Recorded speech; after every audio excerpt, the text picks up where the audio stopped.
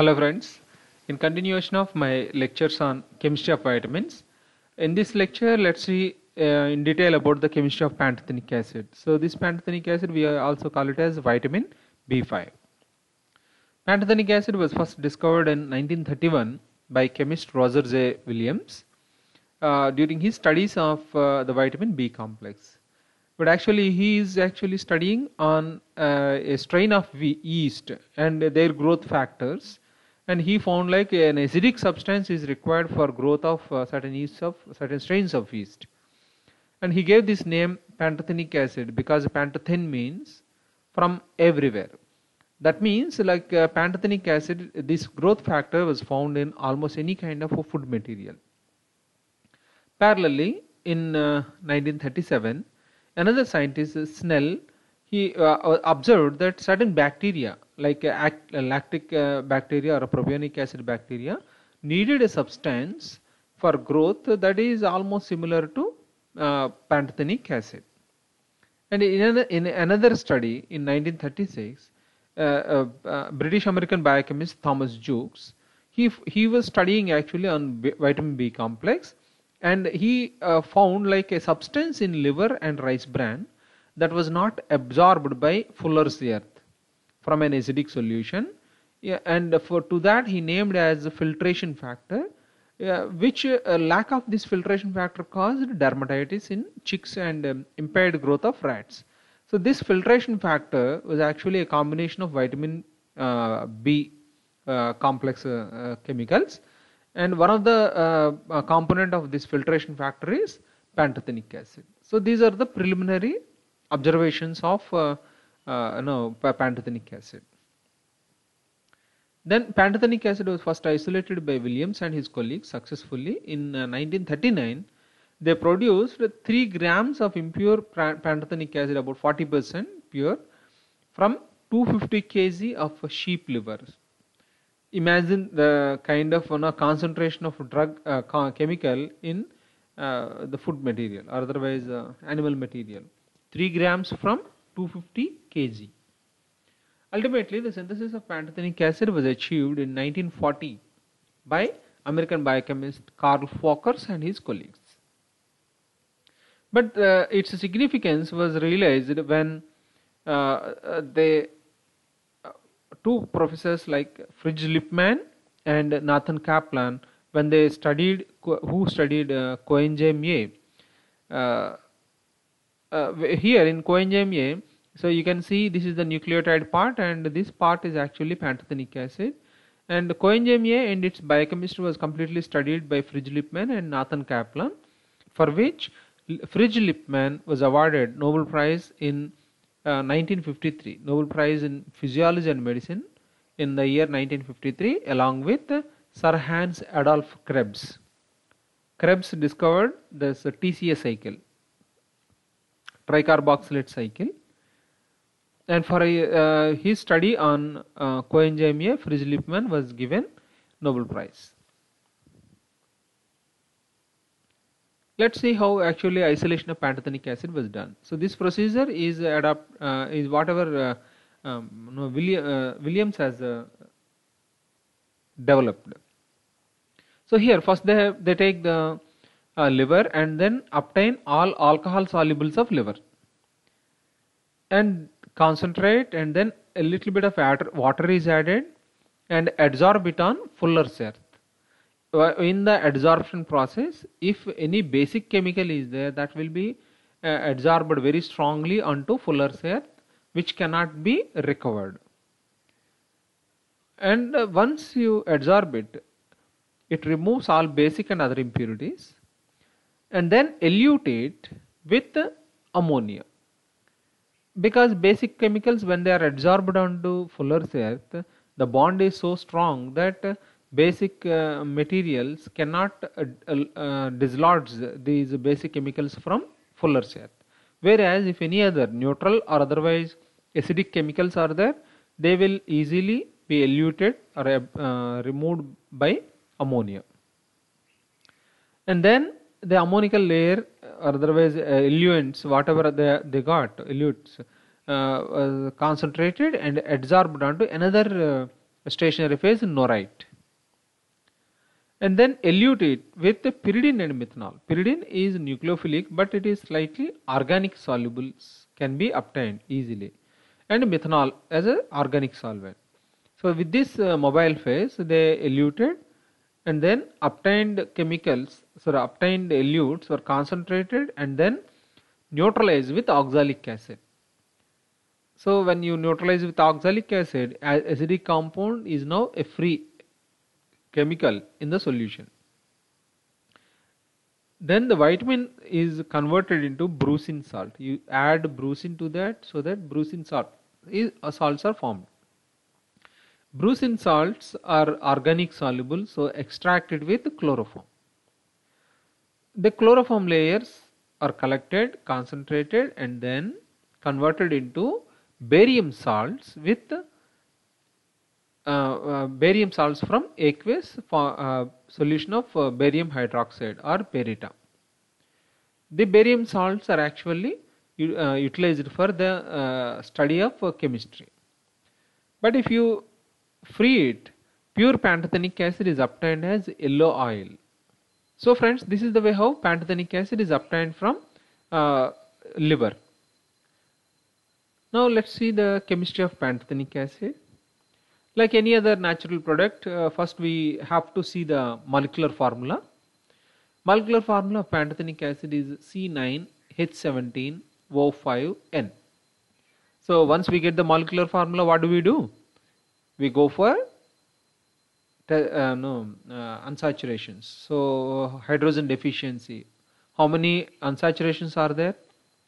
If you calculate 9 plus 1 plus half minus 17 by 2, what are these?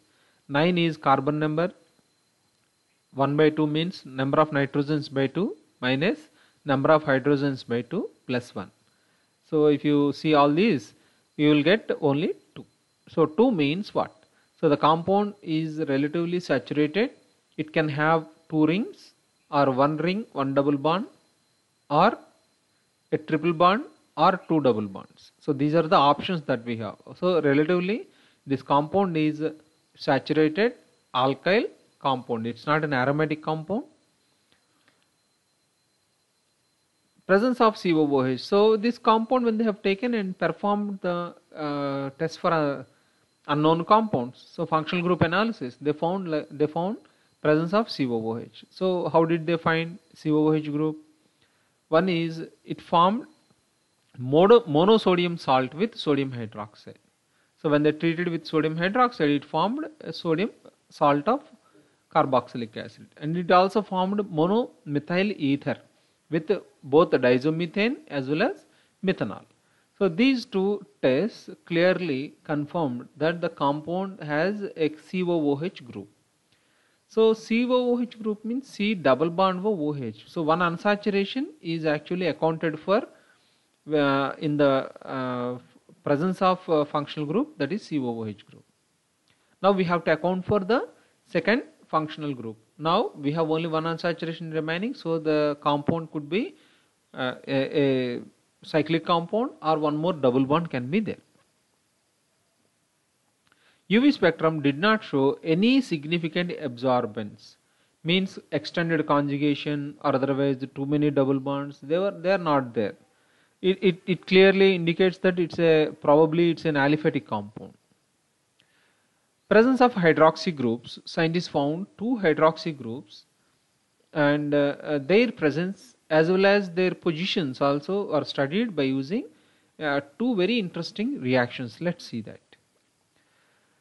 The methyl ester, so they formed methyl ester because COOH group is there. They first converted this one to methyl ester, and then they treated it with sodium to release 2 moles of hydrogen.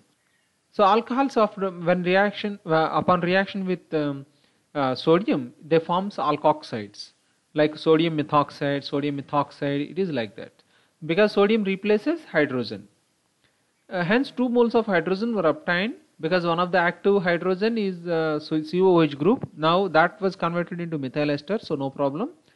So the 2 moles of hydrogens are obtained because of presence of COOH, hydroxy group.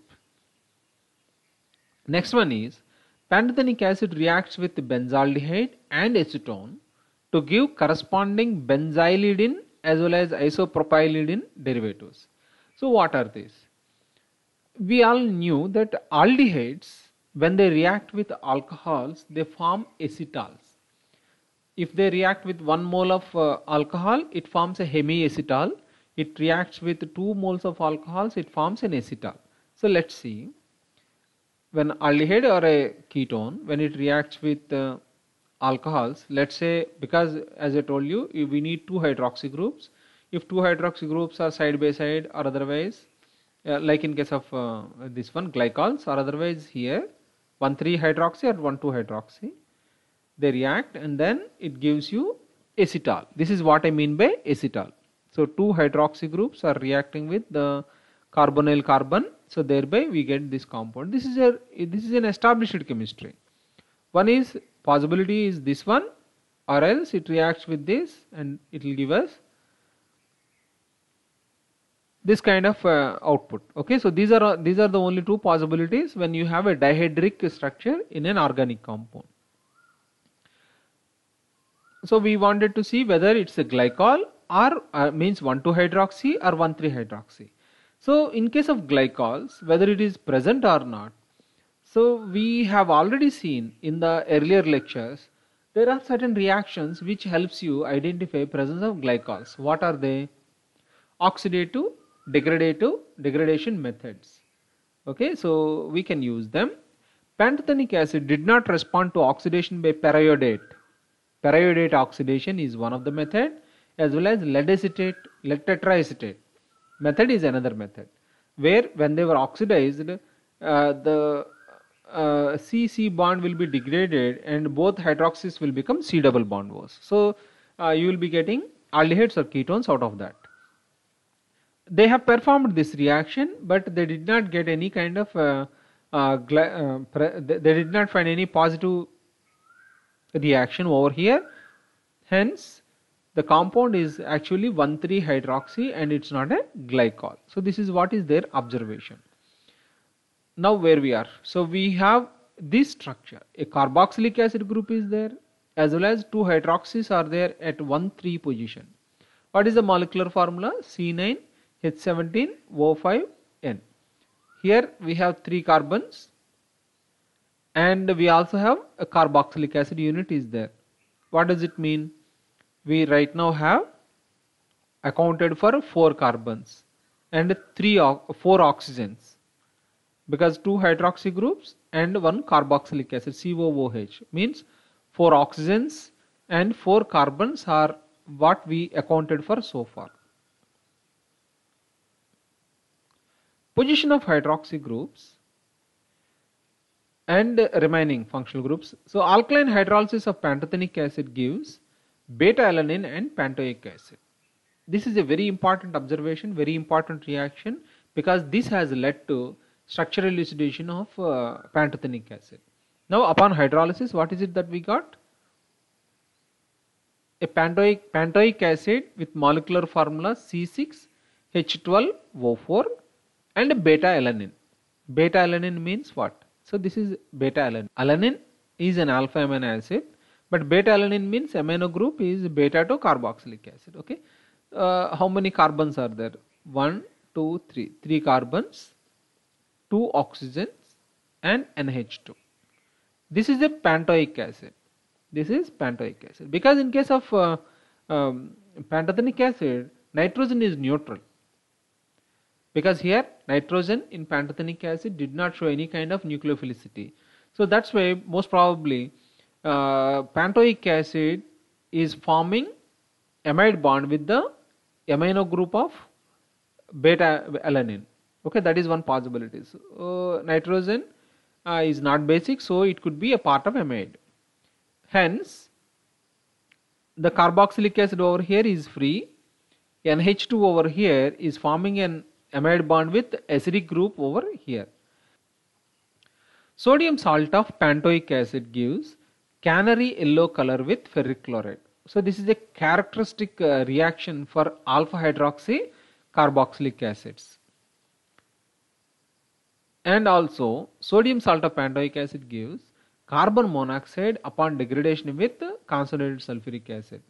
So when so this is alpha hydroxy carboxylic acid. So when concentrated sulfuric acid is given, the carboxylic acid will become carbon dioxide, and the next to that one carbon CO bond will be degraded in such a manner that this will be released into this will be converted into carbon monoxide. And so these two characteristic reactions confirmed that the hydroxy group is alpha to carboxylic acid. So one of the hydroxy. And pantoic acid formed a lactone. Pantoic acid formed a lactone upon simple heating by only loss of water. Only 1 mole of water is lost and then lactone is formed. Means it's a cyclic lactone. It's not a dehydrated product, but it's a cyclic lactone. There are two possibilities are there. One is 5-membered ring, the other one is a 6-membered ring.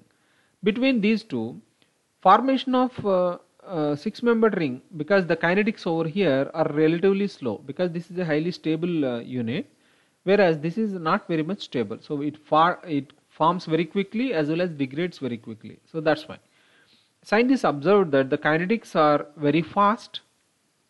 Thereby they confirmed that it is forming a gamma lactone. Gamma lactone means what?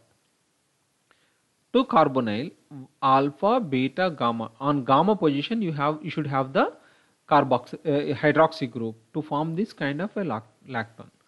So after observing all these, scientists confirmed that hydroxy groups are present from carboxylic acid on alpha carbon, beta, gamma carbon. Structure we are proposing, the structure fragment we are proposing here, and pantoic acid. Pantoic acid is C6H12O4. So here it is C4H6O4. The difference is C2H6. C2H6 means 2 methyl groups.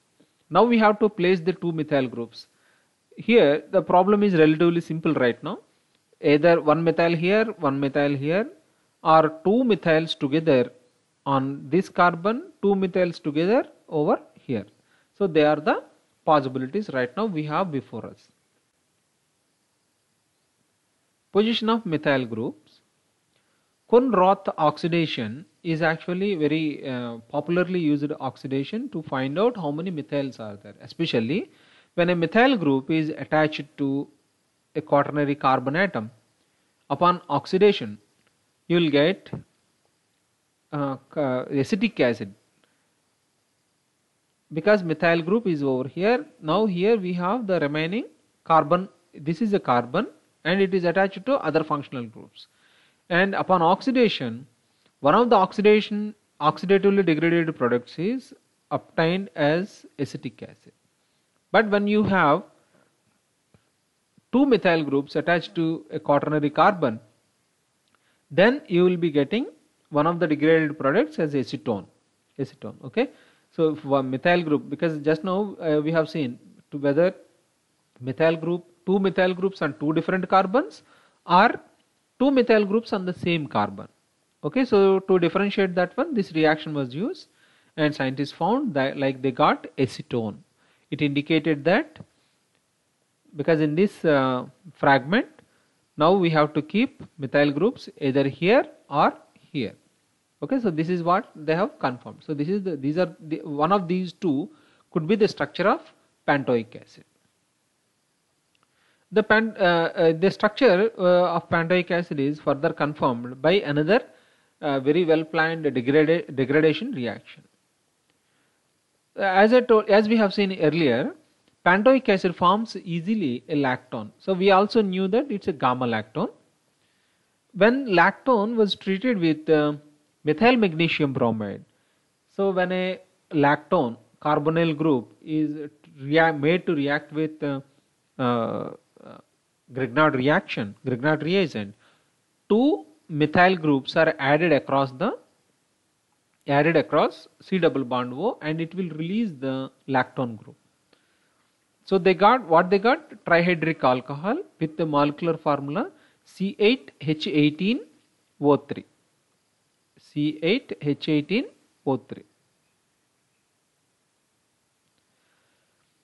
Now upon treatment with lead tetraacetate, they got acetone and some aldehyde. So it means like this compound has a glycol part in it. So one of that is cleaved into acetone, the other one RCHO. So this RCHO was taken because that is what is unknown, because acetone is a known chemical, RCHO is unknown chemical. So when they oxidized it, they got a carboxylic acid which is a known compound at that time. What is this compound? 3-hydroxy 2,2-dimethyl propanoic acid. This compound is already a known compound at that time. So upon observing this compound, what they got is they have confirmed this structure. How? Let's say if we have this structure, then we will be getting this type of lactone. Okay, so 2 methyls next to hydroxy, and when we perform methyl magnesium bromide reaction, across this double bond O 2 methyl groups are added and the lactone group will be opened. Then we will be getting this type of compound. This is the carbon which actually should bear the carboxylic acid group, but it was converted into dimethyl derivative. And this is the glycol we have. Now what will happen if you perform lead tetraacetate oxidation, oxidative degradation over here? This OH will become double bond O, this bond is broken, this OH will become double bond O. If you break this and then you convert this CO bond as C double bond O, what will happen? You will be getting acetone and some kind of aldehyde. This aldehyde upon oxidation will give you this carboxylic acid. So this is the way how they confirm the structure of pantoic acid as this one, where we have dimethyl group over here and carboxylic hydroxy groups, both hydroxy groups, one alpha and the other one alpha and gamma, dihydroxy, dimethyl group on beta carbon and carboxylic acid over here. So with this observation, scientists confirmed that the compound, the structure of pantoic acid could be this one. With these observations, scientists have confirmed that the structure of pantothenic acid could be this one, where this part is pantoic acid, this part is beta alanine, and we also have seen like it has an amide group. So amide group can be like this. Now we have to go for confirmation of the structure. Let's see. Confirmation of pantothenic acid structure. So it is done in 2 steps. One is synthesis of pantolactone. This was achieved by Stiller in 1940. So what they have done is like isobutanaldehyde was taken and it is made to react with formaldehyde in basic environment, so that on the alpha carbon, so this is the activated methylene group where the formaldehyde is added so that CH2OH will come. So this is almost like a half of Mannich reaction. And now from aldehyde, on the aldehyde group, they treat it with potassium cyanide so that cyanohydrin formation happens. Once you get the cyanohydrin, upon actually simple hydrolysis, you should be getting carboxylic acid.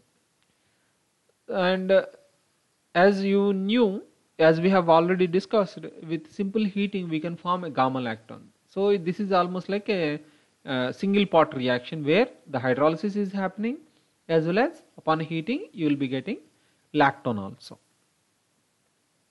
Means this hydroxy group reacts with the carboxylic acid and upon dehydration you will get the gamma lactone. Synthesis of beta alanine. Beta alanine is synthesized by taking alpha cyanoethyl acetate to beta alanine. So this is a simple and straightforward reaction. So this beta alanine and gamma lactone were taken and warmed, because gamma lactone is actually not very stable. So ring opening can happen very easily in the presence of a nucleophile like ammonia, amino group, amino compounds. This ethyl ester, so it is hydrolyzed with the help of barium hydroxide to obtain this one. Barium salts will be obtained. So friends, this is the way how pantothenic acid structure is confirmed. I hope you understood the logic behind confirmation of first molecular formula, and from molecular formula what we can derive. The second one is how hydrolytic reactions can help us simplify the problem. Third one is in the individual category, because beta-alanine is a very simple molecule and it's a known chemical, so its structure is confirmed. So here upon degradation, the simple compounds that are obtained are always compared with the known compounds. If a known compound is already there, we need not do any further reactions. Otherwise, we have to simplify the problem in such a manner, like in case of pantothenic acid. Pantothenic acid is hydrolyzed into pantoic acid and beta-alanine. Beta-alanine, because this is already known to us, so we directly compared it with the known compound, melting points, etc., physicochemical properties, and confirmed. But when in the remaining part, we further degraded it to obtain a known compound, like in case of pantoic acid structure elucidation. And ultimately, we confirm the structure with the help of synthesis. Biological significance of pantothenic acid is it is a main component in coenzyme A. So in coenzyme A, so this is the part of pantoic acids from here to here, and it is connected to CH2CH2SH. Okay, because here this is the pantoic part, this is the beta-alanine part, and this remaining part is CH2CH2SH. This is what we call it as acetyl coenzyme A, and this is actually acetyl carrier. So here to SH, acetyl group is attached so that it will become acetyl coenzyme A.